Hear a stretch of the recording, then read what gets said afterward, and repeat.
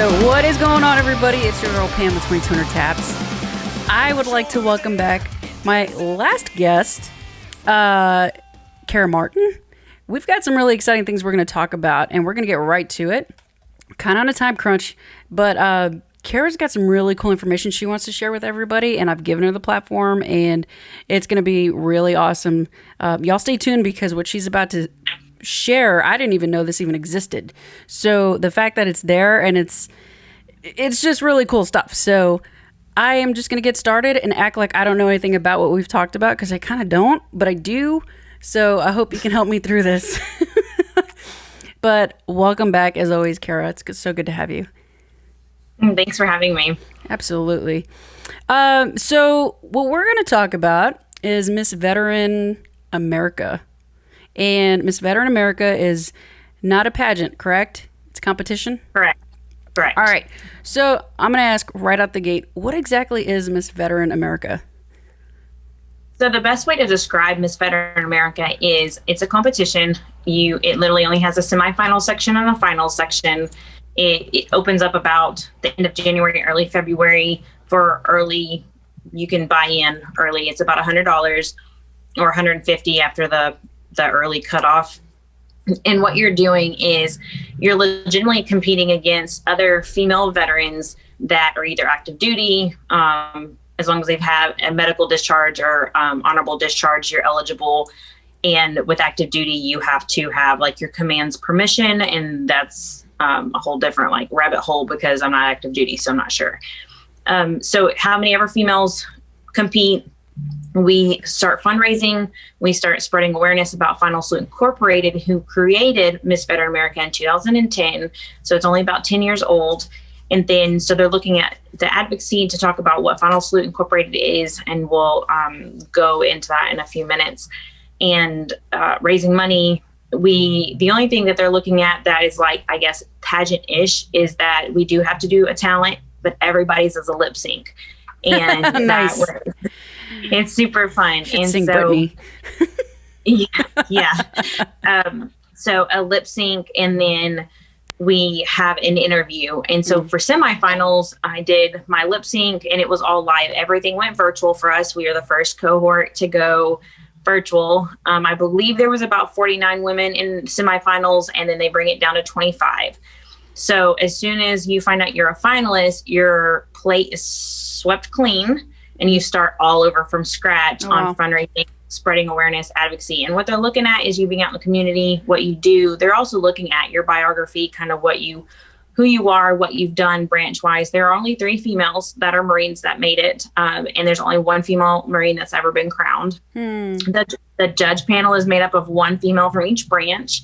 And so ultimately, Final Salute created this almost year-long event, and what it does is raise mass money and awareness for Final Salute Incorporated. And now, and we'll just roll right into that. That was going to be one of my last questions, but what exactly is the mission for Final Salute and the whole purpose of this Miss Veteran America pageant or competition? Excuse me.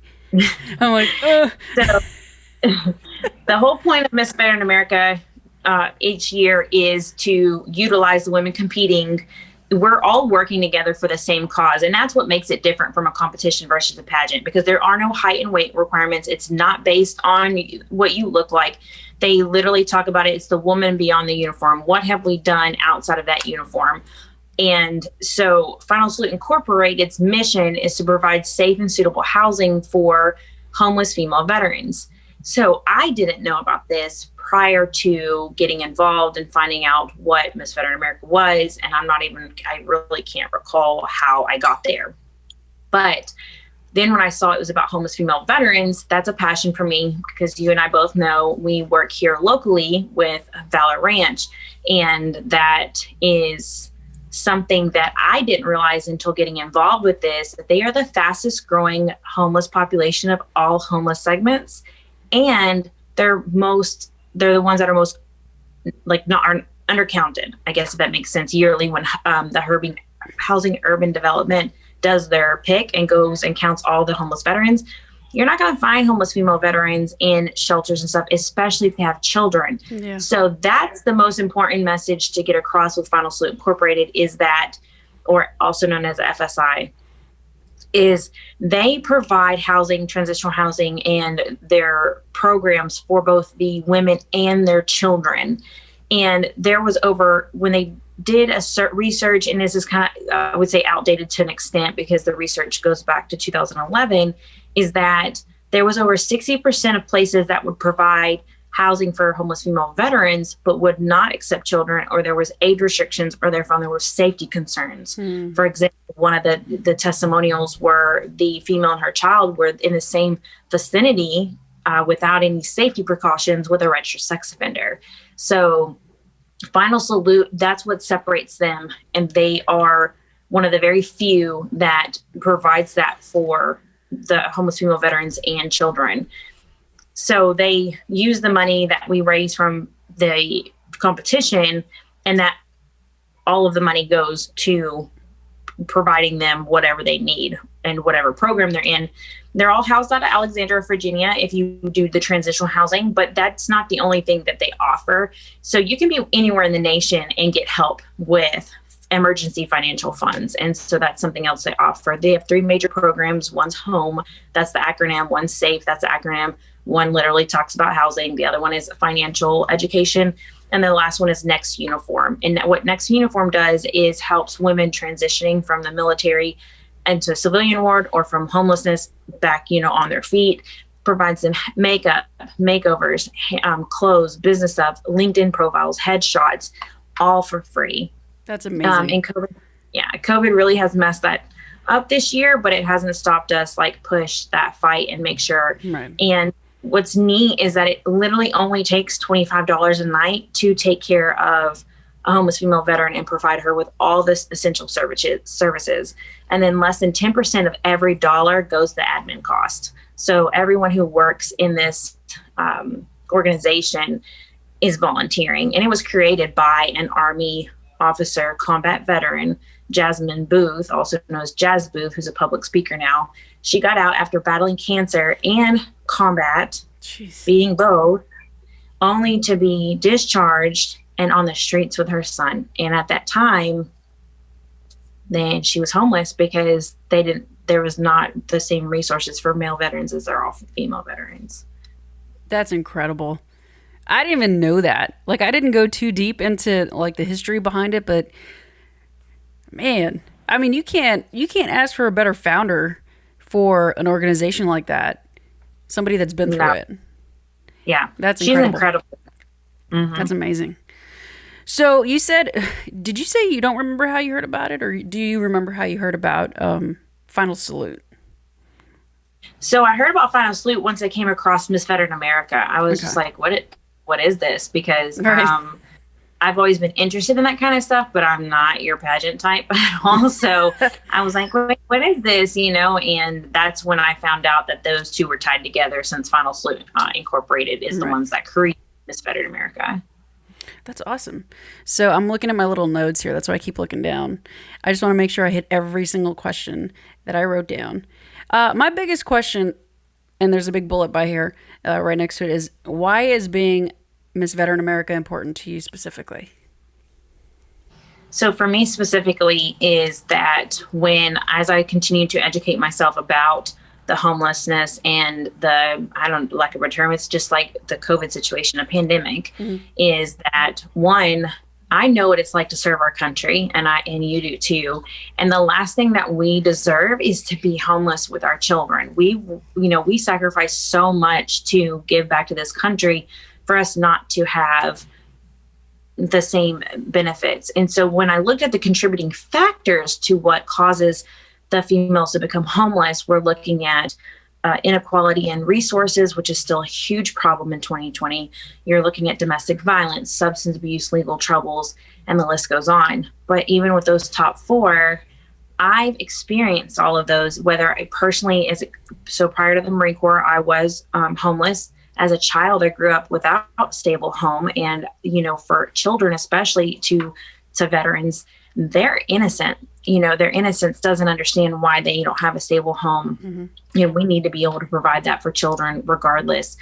I have not experienced domestic violence, but I've worked with a lot of domestic violence victims in my job now. I work with veterans on the legal end, both males and females, but I see the females and I see the legal trouble that they get into. And then the inequality in resources. I mean, we're still in February 2019 is when the Deborah Sampson Act was passed. And that was the first time since females joined the military years ago that they finally had to provide equal resources, medical resources for us as well as females, to include like a women's clinic to take care of those type of, those things. Right. And so it's 2020, and in 2019, we just now got that same opportunity.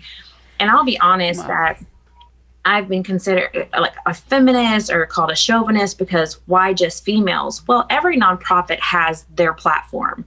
And anybody who knows me knows that I work with veterans. It doesn't matter who you are, where you come from, race, ethnicity, gender, whatever you identify as, it does not matter.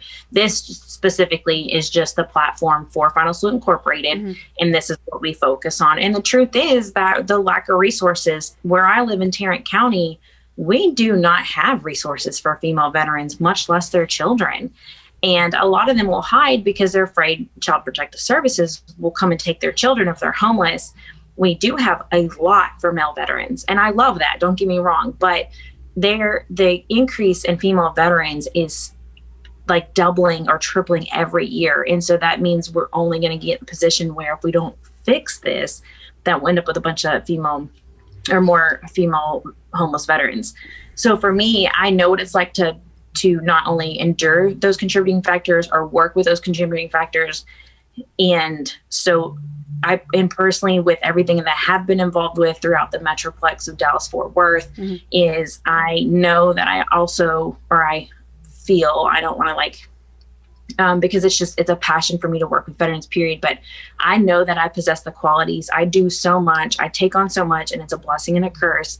But I know that I possess the qualities to be able to be the face of Final Salute Incorporated. And that's ultimately what we're competing to do, is to be the active advocate for Final Salute Incorporated, to be the face of that for a year and continue to spread awareness and go speaking and stuff like that. And I've done that this whole time despite COVID, whether it's virtual, whether it's in person. I didn't care because it was important, especially for this area, for people to know about Final Salute. And I that's the most important part for me as far as competing for Miss Veteran America, is because my heart is 100% in it because I believe in the mission. That's awesome. I mean, I could sit here and listen to you all day talking about it because you can hear the passion behind your voice. You know what I mean? And we need people like that. We need people like you. And if you're listening, you guys, go support our veterans. I'm a little biased towards Kara, so go support her in any which way possible. And speaking of which, how can people support you, and what are deadlines? What does that look like?